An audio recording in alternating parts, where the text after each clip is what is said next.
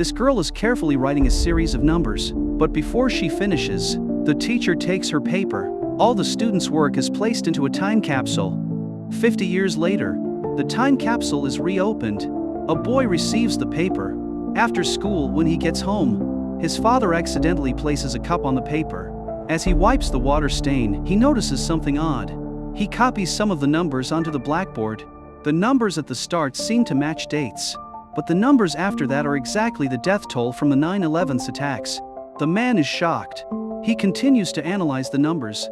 It turns out the numbers match up with the dates and death tolls of major global disasters over the past 50 years. At the bottom of the paper, there are 3 predicted numbers. One of them predicts a disaster that will kill 81 people the day after tomorrow. The next day, the man tells his colleague about his discovery, but the colleague thinks he's crazy, because part of the numbers still can't be understood. Maybe the other numbers are just coincidences. That night, the man watches the news and falls asleep.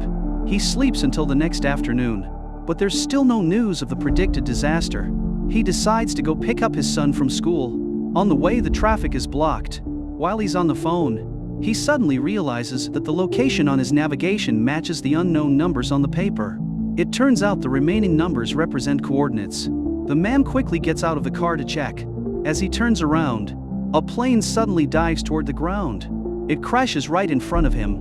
That evening, the news reports that 81 people were killed in the crash, and the paper predicted another disaster in 3 days. This time, the man wants to stop the disaster from happening.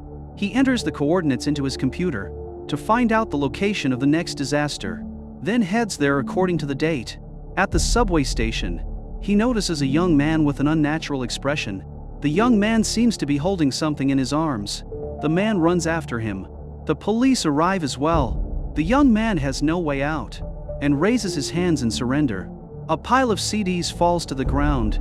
It turns out he's just a thief. Just then, the subway starts moving.